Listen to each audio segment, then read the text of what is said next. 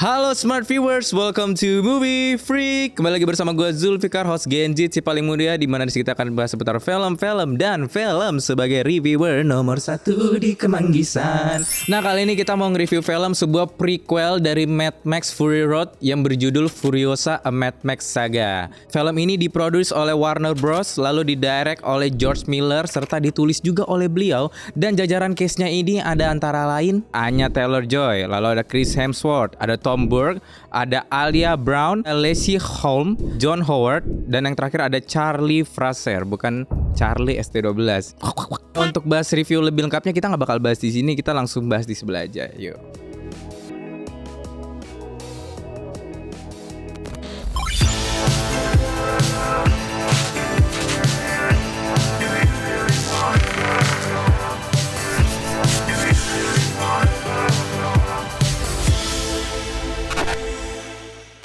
Yang pertama itu yang pengen kita bahas di sini adalah tentunya yaitu alur serta plotnya. Nah, di film ini tuh bener-bener ngegambarin bumi yang chaos mampus gitu loh. Smart Viewers, kalau misalkan kita berkaca dari film ini kan kita kan tahu ya, kalau misalkan bumi ini mengalami suatu kejadian yang menyebabkan bumi tuh ya let's say kalau gue bilang gak layak dihuni lah gitu kan. Nah, tapi di film ini bener-bener kayak ngejelasinnya tuh bener-bener bagus. Jadi kita tuh tahu kenapa bumi tuh bisa seperti ini, dan penggambaran bumi yang sekeos itu tuh ya bener-bener diperlihatkan di film ini tuh gitu loh. Jadi orang manusia jadi barbar, jadi ya sorry tuh saya jadi nggak punya hati nurani gitu loh, kayak mirip 11-12 sama hewan gitu. Tapi ya gue ngerti gitu kan, mereka kan di sini kan berusaha untuk survive, jadi ya gencana yo gitu kan. Terus yang gue suka lagi di sini adalah pendalaman background dari mulai karakter sampai ceritanya. Nah, ini kita mulai dari pendalaman background ceritanya dulu ya. Ceritanya ini menurut gue pendalamannya ini bener-bener diperhatikan banget loh Smart Viewers. Jadi nggak hanya menyuguhkan aksi kejar-kejaran aja. Kalau misalkan kita flashback dikit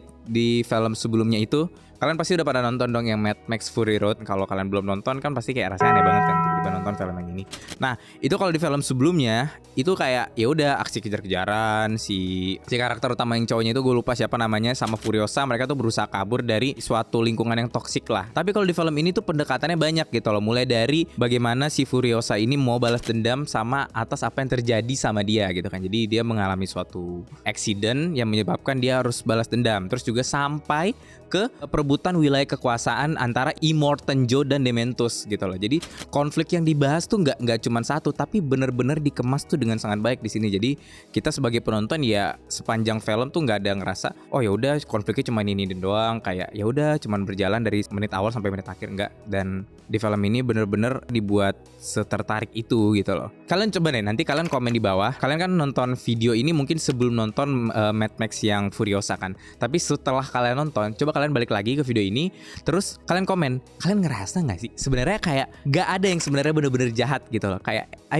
semua orang tuh punya kepentingannya sendiri gitu loh. Contoh kayak main villain utamanya di sini itu kan si Dementusnya itu sendiri kan untuk villain utamanya. Mungkin bagi sebagian orang kayak ini orang jahat, tapi menurut gua enggak gitu loh. Karena sejahat-jahatnya dia tuh masih mempedulikan kaum dia gitu loh, walaupun dia agak miring aja sih otaknya. Makanya sebagian dari kaum dia itu kan akhirnya terpecah dan berkhianat. Cuman cara dia nge-treat kaumnya itu kayak dia gak mau ngebiarin kaumnya kelaparan, ya masih tercukupi lah gizinya. Itu menurut gue gak begitu bad lah. Dibandingkan justru di film ini Furiosa dan Immortan Joe itu kan satu sisi lah. Immortan Joe tuh yang menurut gue ya bener-bener jahatnya tuh dia gitu loh di sini. Karena banyak orang-orang dari kaumnya Immortan Joe ini yang mohon maaf ya kalau kita lihat dari segi looks itu banyak banget yang cacat, ada yang matanya hilang, ada yang bentuk visualnya tuh aneh banget. Tapi gue sukanya di sini Furiosa tuh dia cuek mampus ya. Kayak dia ya ayo udah I don't give a gitu. Lalu mau ngerebutin kekuasaan ya gue nggak peduli, yang penting dendam gue terbalaskan dan tujuan gue tercapai gitu loh. Furiosa sih lebih ya mungkin bisa dibilang dia lebih netral aja sih di sini gitu.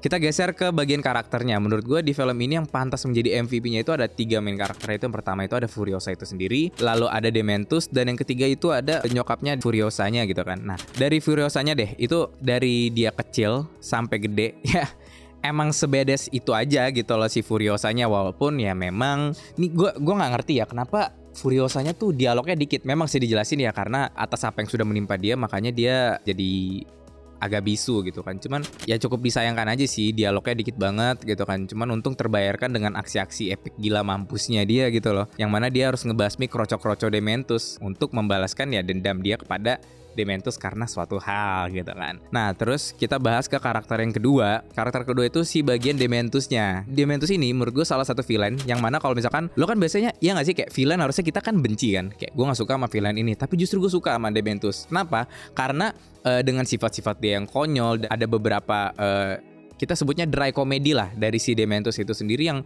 menurut gue lucu gitu loh. Kayak gue kalau mau benci-benci banget sama dia tuh nggak bisa. Terus ditambah juga menurut gue emang dia tuh sebenarnya nggak sejahat itu juga. Kita geser ke karakter yang ketiga. Nah kalau karakter yang ketiga ini dari nyokapnya si Furiosa itu sendiri. Nah nyokapnya ini kan di film yang sebelumnya kan sempat disinggung dikit kan soal nyokapnya si Furiosa, cuman nggak terlalu begitu dijelasin lah.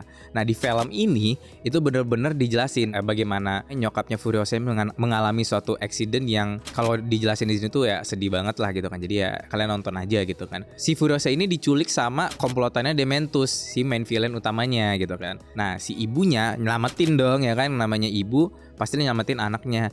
Nah perjuangan kerasnya ibu ini untuk nyelamatin anaknya tuh bener-bener menurut gue digambarin sangat bagus gitu. Makanya gue ngerasa kayaknya si Furiosa ini ya jiwa-jiwa Ariesnya atau jiwa-jiwa pekerja keras dan keras kepalanya itu nurun dari nyokapnya gitu. Tapi ya bagus lah ngebangun kedekatan emosional di antara tiga karakter ini gitu. Hal yang paling dibahas dalam film ini adalah bagian action itu sendiri. Kalau kalian nonton di film Mad Max Fury Road, itu kan banyak banget adegan bombastic side eye, ledakan-ledakan. Di film ini gue ngerasa dari awal sampai pertengahan tuh kayak kok dikit ya, kenapa ya kok dikit gitu, kayak nggak se-iconic film sebelumnya yang banyak banget ledakan. Tapi setelah pertengahan sampai ending film baru tuh bener-bener dihantam semua, kayak ledakan lah, adegan-adegan sadis, adegan-adegan gore yang penantian gue tuh akhirnya terbayarkan gitu loh di film ini. Terus juga gue suka banyak momen epic yang dibangun. Jadi seberapa epic dia bertarung dengan kroco-kroconya Dementus. Ya menurut gue